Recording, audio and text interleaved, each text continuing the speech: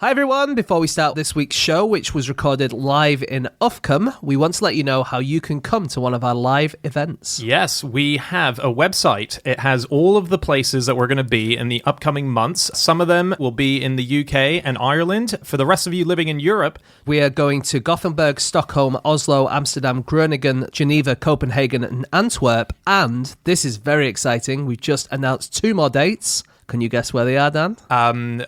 You know where they are. Yes, I know. That was me trying to fake not knowing. It's Paris and Berlin. Paris and Berlin, wow. Yeah, we're so excited. Those tickets are going to go on sale this Friday. You can go to nosuchthingasafish.com. We have a link to the British, Irish, and then all of these amazing European dates going as well. Do go for the Europe ones as quick as you can, by the way, if you're living there, because they are going quick. We expect Paris and Berlin will sell out in minutes, is my prediction. Well, let's see if that prediction comes true, Daniel.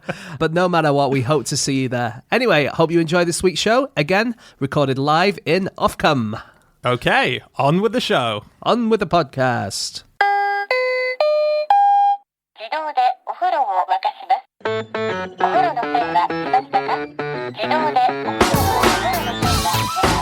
Hello and welcome to another episode of No Such Thing as a Fish, a weekly podcast this week coming to you from Uffculme. My name is Dan Schreiber and I am sitting here with Anna Chazinski, Andrew Hunter-Murray and James Harkin, and once again we have gathered round the microphones with our 4 favorite facts from the last 7 days, and in no particular order, here we go, starting with you, James. Okay, my fact this week is that there is a man in Nepal who can lick his own forehead. And the reason I'm laughing to myself is because I know what he looks like. So if you're at home listening to this, then do Google it. And if you're in Uffculme sat in front of us, then here's what he looks like.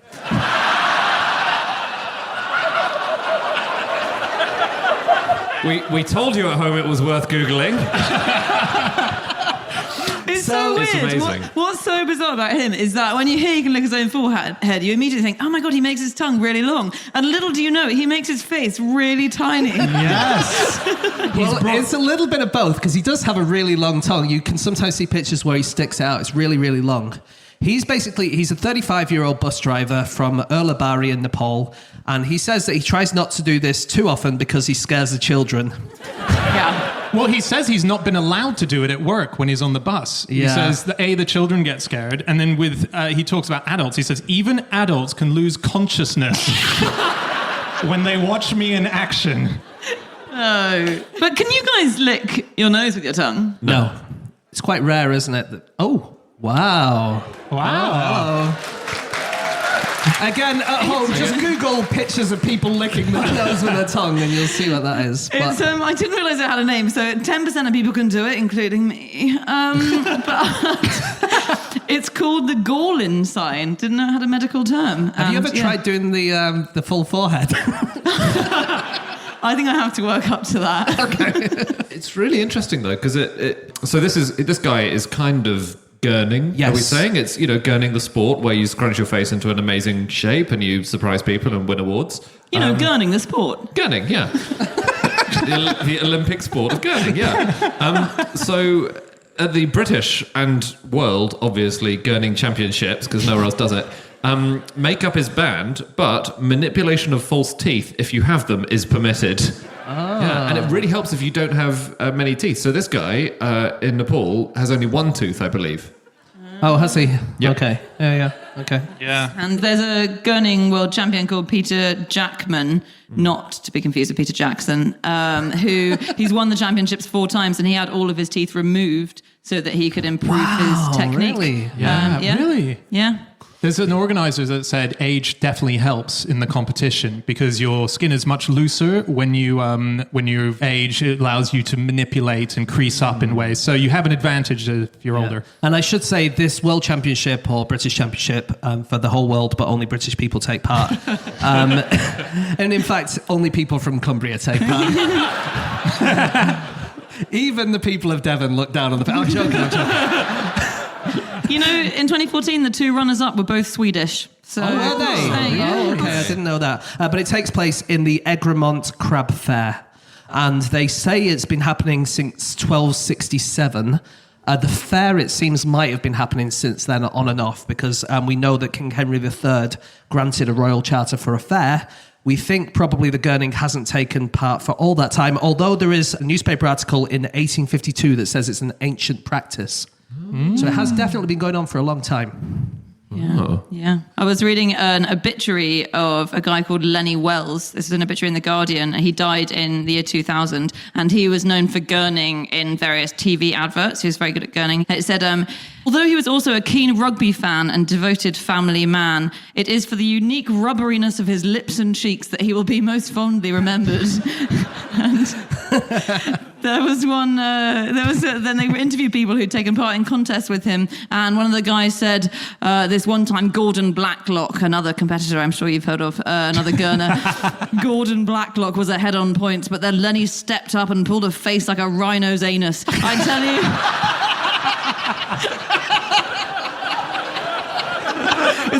Is that a technical term? I tell you, the audience went berserk. Oh, man, I'd love to hear the commentators. I'd like he's coming up the back like a rhino's anus. There was, in fact, I think the greatest champion of all time is Anne Woods, who has won the women's gurning title 28 times. Yeah. That's 28 years of gurning. She missed one crab fair when she was expecting a baby. And probably pulling a lot of faces then as well, I guess, right? And in 2010, she collapsed after 4 minutes of intensive gurning and had to be rushed to hospital. So there are injuries that happen in this sport. And actually, Anne Woods died quite recently as well. She died in 2015, and I read her obituary, and it said that she always entered the gurning arena to the tune of "You're Gorgeous" by Baby Bird. Arenas. Like, how many people are going to watch this thing? We've mentioned before Mr. Ugly from Zimbabwe. So there's an annual Mr. Ugly competition in Zimbabwe, which is very similar to the gurning. And in 2015, there was a huge controversy because the guy who won it, the runner-up, who was a previous winner and had been thinking he would win it again, the runner-up said, it's not fair. His ugliness is based on the fact that he's got a lot of teeth missing, whereas my ugliness is natural. And the winner said, yeah, suck it up. He said they should just accept I am uglier than them. He can only suck it up if he's no teeth. Get your teeth removed. Have some commitment, like, the aforementioned champion. Yeah. Get them out. On tongs, because this guy can lick his own forehead, there's some new research has found that weightlifters have stronger tongues and runners have better tongue endurance than normal people. Wow. Isn't that amazing? Why? Are they, do they? I've actually never watched weightlifting. Do they have a tiny little weight that they lift with their tongue while they're doing the big ones with their arms? What they thought is perhaps it's because you're working out more. All of your muscles are stronger, but actually having good tongue muscles is really important because it keeps your airways open. So if your tongue is stronger, then it means it keeps your airways open, and maybe it's better for running, better for keeping more oxygen in your body, stuff like that. I think it's a very specific thing, the way you pronounce tongue from your part of the world, and it just takes so long to get over the fact that it's tong, and you're just thinking, well, my fire tongs are perfectly strong. I don't know why. Do you genuinely own fire tongs? Of course, I don't have a fire. I just jab the radiator with them sometimes. Giraffes have good tongues, really good tongues. Their tongues are 1/2 meter long. What? And at least, I think. 1/2 meter? So that's what? Yeah. That's longer than my forearm. Wow. Yeah. How much do we about the see? same. Is that outside or is that No, it's inside? not outside. So quite a lot of it goes back into them, I think. But, Okay. there's a decent amount outside. Have you seen a giraffe, lick a leaf off a tree? Can they lick their ears? Yes, they can lick Yes, their that's ears. right. Yes. And they're also black or purple, their tongues, and they think that's because they spend 12 hours a day with their tongues out. And they would be sunburned on them if they didn't have sun protection. So that's why they have black tongues, Wow. dark tongues. Wow. I'm just really self-conscious about saying that word now. So. No. There was a doctor in the 19th century. There was a big debate over how you could prove that someone had died. And there was I think he was French, doctor called Laborde. And he said that you can save people who only appear to be dead. They've fallen into a swoon or they might be unconscious, but they are revivable. And he said the way to do it is to pull their tongue rhythmically for 3 hours. Imagine doing that for 2 hours and 59 minutes and then they go... He swore that he'd done this. He said he'd saved people doing it. He said he'd saved an unconscious cow and a bulldog that had swooned. And he invented a tongue-pulling machine, which pulled the machine. And there was an assistant whose job was to turn the crank and pull the tongue for 3 hours. Oh my God. I know. So he resigned because he was bored, and he was replaced with an electric tongue-pulling machine. So. Wow. There's a hockey player called an ice hockey player called Brad Marchand, and he has been ordered to stop licking his opponents. Right. He's done this more than once, but the most recent person he licked was opposition player Ryan Callahan. And Marchand has been described in his official biography as the little ball of hate. So Wait, is that the liquor or the licky? That's the liquor who was Okay. that. And basically it's his job to kind of start fights and stuff like that. That happens in hockey. But the guy who he licked said, I don't know what the difference is between spitting in someone's face and licking it, which is quite a good point, I think. And then the person who did the licking said, well, he punched me 4 times in the face. It's 6 dozen, isn't it? Do you know how you stick your tongue out when you concentrate? Or you may have done as a child. Some people do, I yeah. definitely did. And it's much more common in children. And I was reading a article by a neurologist who said he thinks he knows why we do this. And it's partly because if you're really, really concentrating, number one is because it stops the distraction of taste or texture within your mouth. So if you just hang your tongue out, I guess it's not really touching anything. It's not tasting or touching anything. But number 2, he said, it's because breastfeeding babies stick their tongue out to push their mother's nipple away when they're full. And so that's what we're doing when we're concentrating. We're saying, leave me alone. I've got stuff to be getting along with now. Wow. I'll be honest, next time I stick my tongue out, I won't be able to concentrate quite as much as I could before. Okay, it is time for fact number 2, and that is Andy. My fact is that in 1903, you could buy a gramophone record made of chocolate, which you could play a song on and then eat the disc. And somehow we have lost this technology.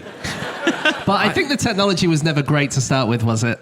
You could play a song on a piece of chocolate. That much is Once, true. maybe. You can play a couple of times. I mean, they weren't great turntables either because they were designed for chocolate records. But so this was made by a company called the Stolwerk Chocolate Company, and there were tiny turntables and small chocolate records. It was for children, basically. It was a children's toy, and you could play the song a couple of times, and then when you got bored, you could just eat the song. I think they put foil on the chocolate, didn't they? And it was the foil that they put the ridges in, which acted like the record, and then you could peel it because you don't want to be, degrading your chocolate as you play your record. No, quite. And you say that it was a children's toy. It was advertised in the French magazine La Nature, and it specifically said, "This is not a toy."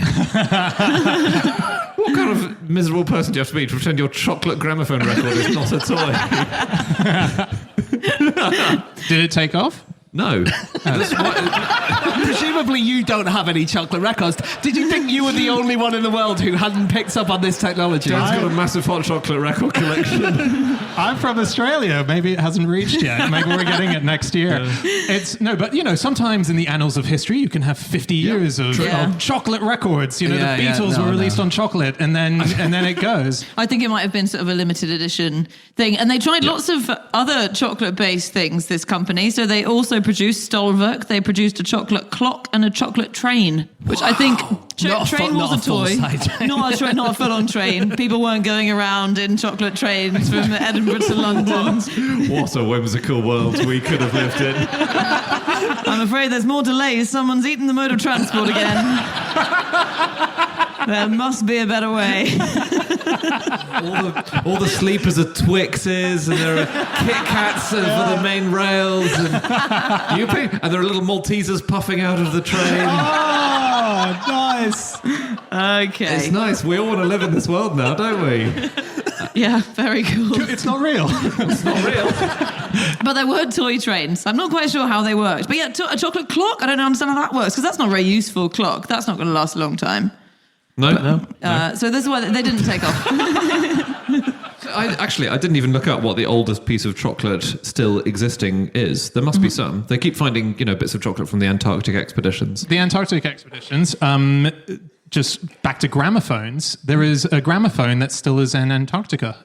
It's been there for over 100 years. Scott of the Antarctic took two gramophones with him. Yeah. He was a fucking idiot, wasn't he? I mean, I don't claim to feel sorry for him. But... Wow. I can imagine them in the tent at the end. It's like, we're so cold and hungry. Can we eat the gramophone? You brought the chocolate one, right?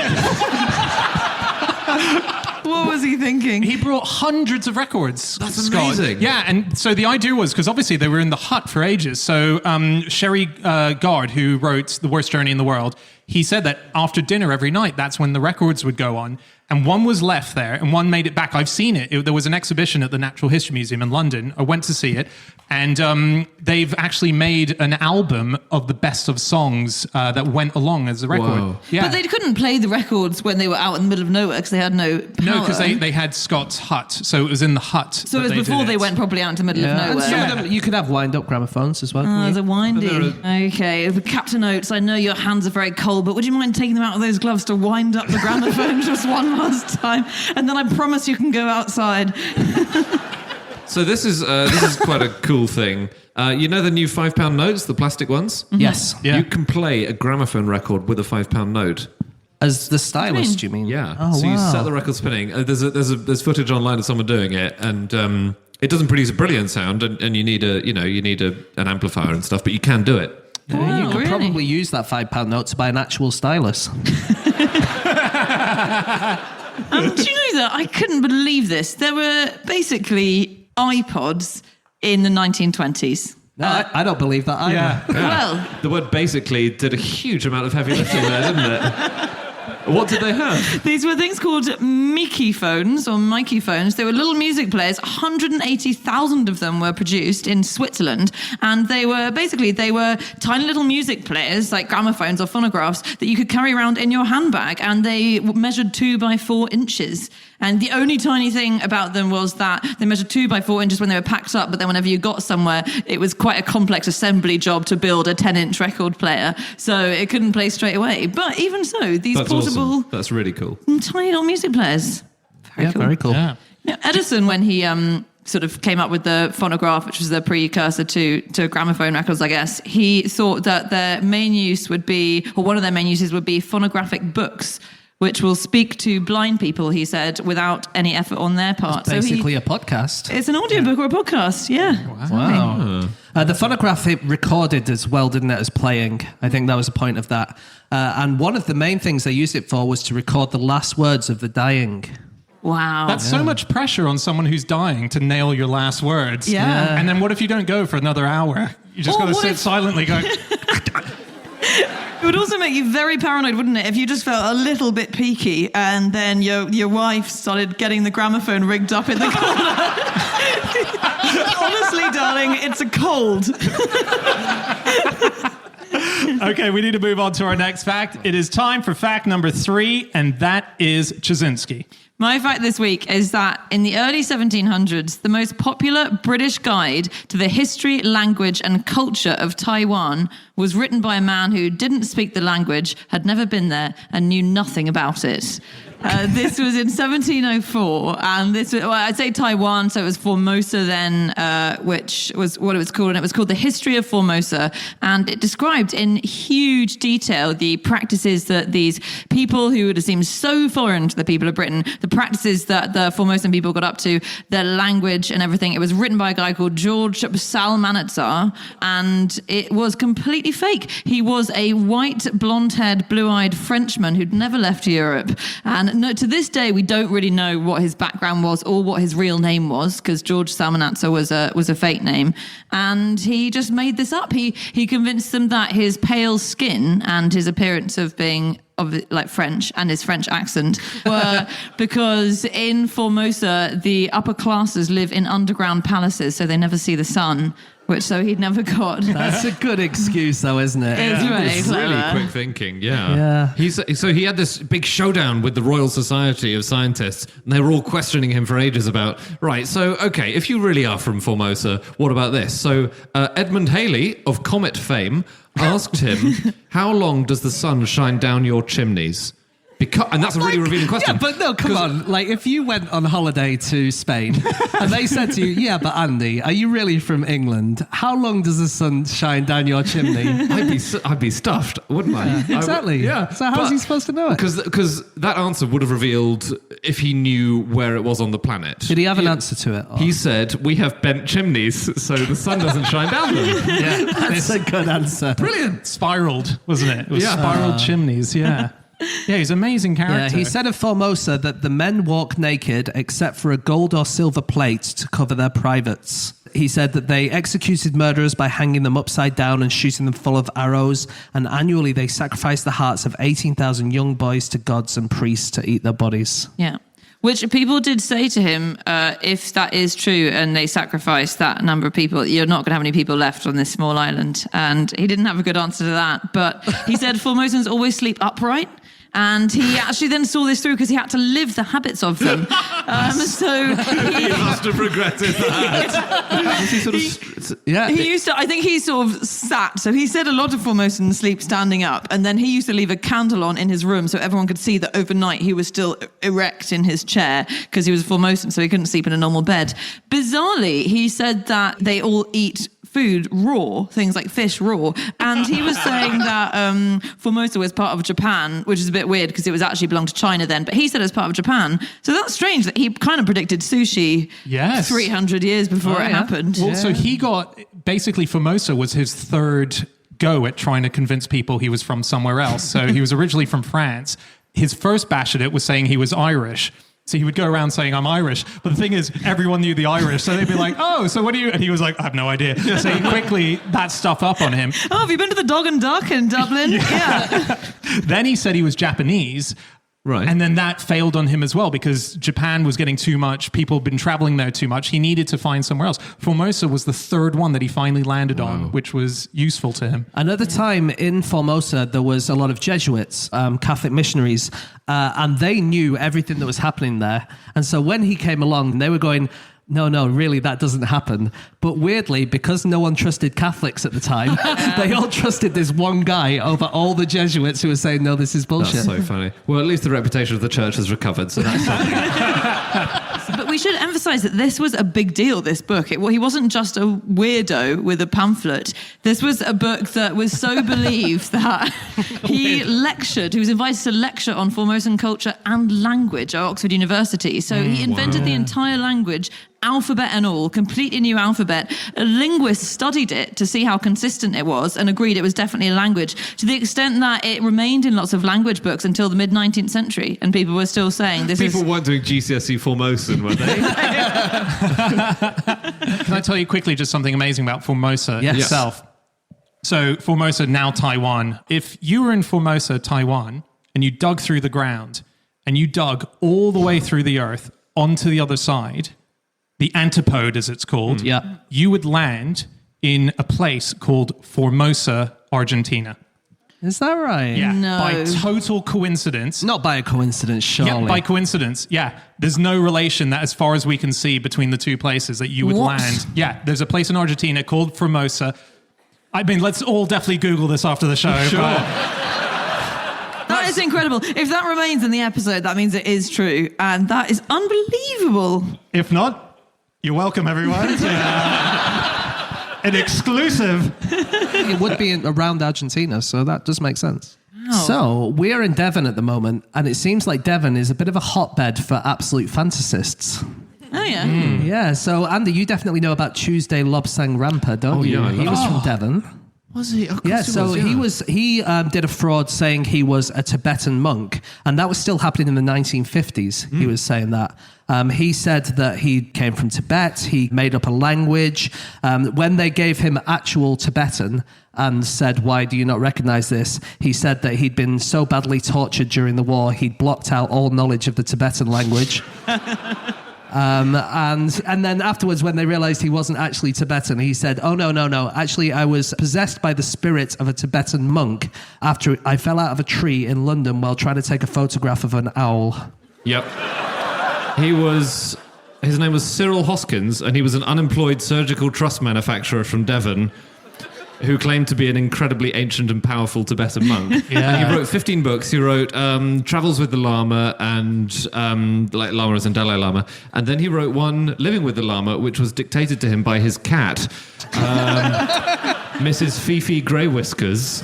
And then he moved to Ireland and then Canada, blatantly for tax reasons. And kind of lived there. Yeah, he was great. Yeah, and then back in the 18th century, you had someone called Princess Caribou, who was also from Devon. Okay, and she turned up at someone's house near Bristol, speaking a fake language, and said she was from somewhere in the east. And again, she was from Devon, and she made the whole thing up. She was from, I looked into it, I spotted that as well today. She was from somewhere that is a 30-minute drive from where we are right now, a little place called Witheridge. Oh, hello. Yeah? But even the people of Cumbria look down on the people of Witheridge. But it was a sort of tradition that travel writing merged into fiction from about 1600 to 1900. You couldn't quite tell. There was basically three categories. There was Gulliver's Travel Style. This is a fictional travel account. And then there were proper travel journals. And then there were loads of people who were just kind of making stuff up, but pretending it was true. And there was the travels of Sir John Mandeville. Actually, so this was much earlier, but he was almost the precursor to all of these. These appeared in about the 1360s, and they were taken as legit travel books for over 300 years. So Christopher Columbus used them as a complete reference book, like all the great travelers of later ages did. And they covered China, India, present-day Indonesia, and they told these amazing stories of like islands, first-hand accounts of people who had the bodies of humans in the heads of dogs, or people whose mouths were so small that they had to suck all their food through reeds because they just had a tiny hole for a mouth. And he said all the Mongols eat their fathers as soon as they die. We went, okay, great. That was the thing that Salmanazar claimed. He claimed that he said he was divorced and that he was a reformed cannibal because in Formosa, husbands were allowed to eat their wives if there was adultery that had happened. If their wives had committed adultery, you were allowed There was always a lot of cannibalism going on in these stories, weren't there? Yeah. It was like the idea of weird foreigners would eat humans. Although the guy who you're talking about, John Mandeville, he found one group of people whose only source of nourishment was the smell of apples. And he also he said that in Ethiopia, all the people had only one foot, but that foot was so large that it shadowed them from the sun. Oh, cool. How does that work? Wow. They would lie on their back and hold their massive foot. Yeah. Oh, wow. It was awful when they wanted to go bowling. That's pretty cool. We should evolve like that. This is slightly off topic, but P.L. Travers, the writer of Mary Poppins, she had one massive foot, didn't she? She was into a lot of esoteric stuff, and she went on a trip at one point with a spiritual guru who she looked up to, where they were searching the earth for a giant footprint that was said to be made by an intergalactic giant who used Earth as a stepping stone as he was hopping through the universe. And she was convinced there was a giant footprint that would be... Wow. I read that in a comic. I don't know if that's... Writing? Sorry? When was she writing? What, 30s, 40s, 50s? Yeah, but she was part of a very big spiritual, very Lobsam Rampa People kind of believed movement. any shit, didn't they? Until almost now. Yeah, you're right. Everyone's making really fact-based, sensible decisions these days. Thank God we've come so far. It's time for our final fact of the show, and that is my fact. My fact this week is that ahead of breeding season, Iceland publishes an illustrated catalogue of the country's most eligible sheep. Yeah, so this is called the Ram Registry. It's an annual catalog that they make available. It starts online, then they do a physical publication, and it profiles in the last year that's gone 44 rams. They do color photos, they do pedigrees, breeding. It's all these stats. It tells you everything you need to know. It's a 52-page catalog. They have an obituary section for rams that have passed away who were. I think if Tinder had an obituary section, it would be more interesting. A bit. Yeah, it's true, but it has stuff like how many they're expected to sire. It's the ultimate guide that you need for when it's breeding season. I want that, and that's how they spend their money. This thing is 20 years old. This registry, it's well established. There's a ram in this year's called Strumper, and Strumper, they say, the farmer who owns him, says, Strumper, he is aware of his environment and knows exactly what's expected of him. He doesn't call himself a stripper. He calls himself an exotic dancer, actually. But they get graded for leadership as well.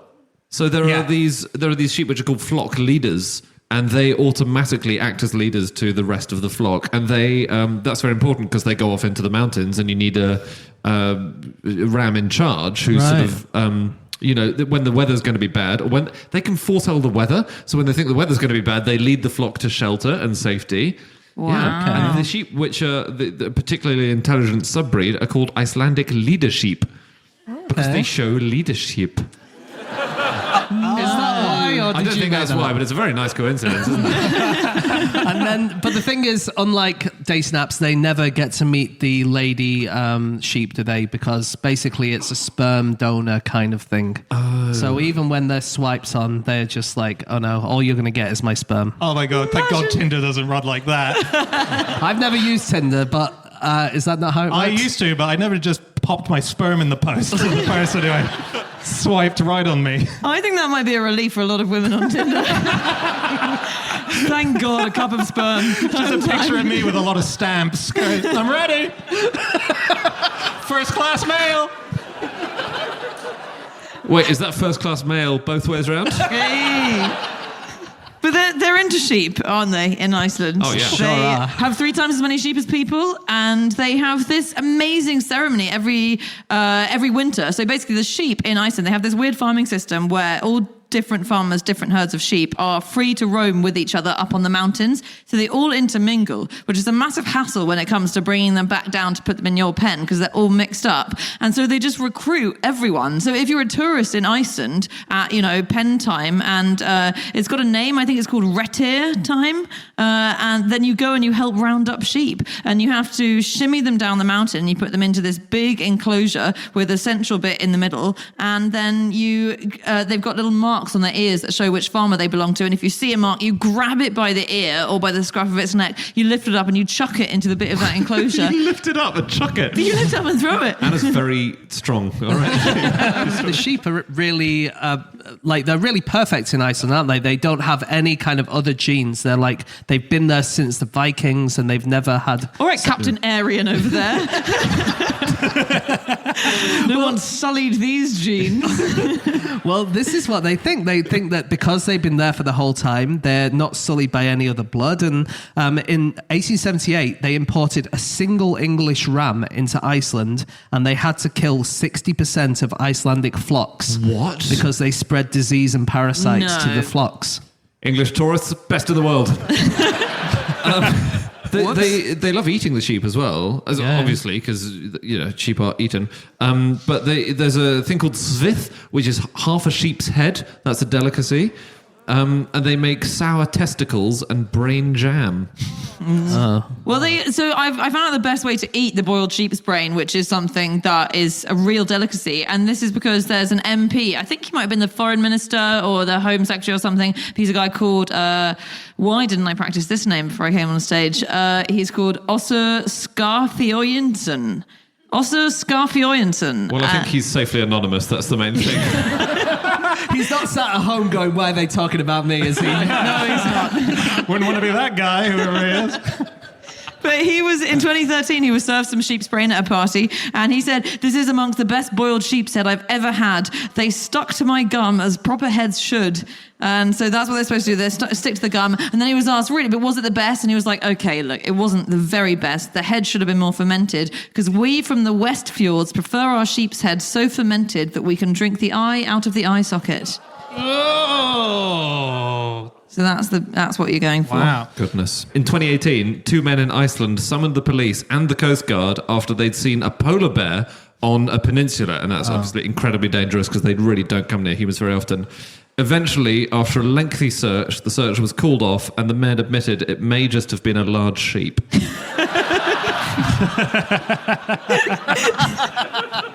It's just a lot closer than they thought. Yeah. It's understandable. I know how to artificially inseminate a cow. based on researching for this podcast. Cool. So this is obviously about pairing sheep up with each other so they can mate properly. And dairy cows, you do the same thing. So I think 75% of dairy cows in this country, when they have to be inseminated, they get inseminated but just by semen rather than the actual bull. And for some reason, I found myself reading this really in-depth farmer's guide to how to do it. And what I didn't realise was, you get a semen gun, which you put the semen in. And Imagine you bring your semen gun to a gunfight. Damn it. You bring your semen gun to the insemination fight, but what you do is you have to. So there are two entries into a cow. So it's much like with humans. Yeah. You've got the Front. Oh, sorry. There are three now. Sorry, there are three. We're in Devon. Something tells me you're not the biggest expert in this room on the number of ways into a cow. What? All right, I know that people at Devon know all these secret ways, but there were two entries. There were two entries into the back of a cow, officially. And so, one is the rectum, as we all have. And Stop, Professor, let me write this down. Children, will you be quiet?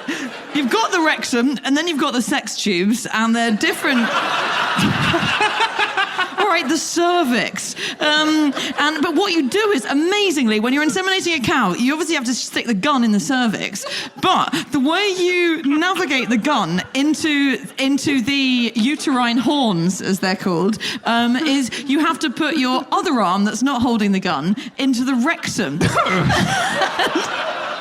And so it's so amazing. And they say you shove your arm into insert your arm into the rectum, get someone else to hold the cow's tail aside while you do this. That would be a bold farmer who tried using 1 foot to pin the cow's tail.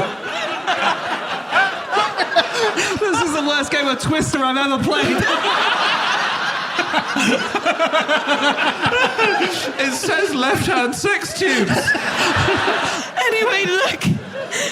It just feels like this lesson isn't going to end. So you essentially use your rectum arm to navigate your semen gun, which is in the vaginal canal, and you push it through. So you got your arm in the rectum, and it's pushing against the other canal so that it gets into the uterus, and it's called recto-vaginal insemination. And that's lesson over. Enjoy. Okay, that is it. That is all of our facts. Thank you so much for listening. If you'd like to get in contact with any of us about the things that we have said over the course of this podcast, please don't. But if you insist, I'm on @Schreiberland. Andy. And Andrew Hunter M. James. James Harkin. And Chazinski. The authorities should email. Yeah. You can email podcast@qi.com. Yeah, or you can go to our group account, which is @NoSuchThing, or our website, nosuchthingasafish.com. We have all of our previous episodes up there. We have links to our upcoming tours. We have YouTube videos of Anna showing how to inseminate. Thank you so much. Good night!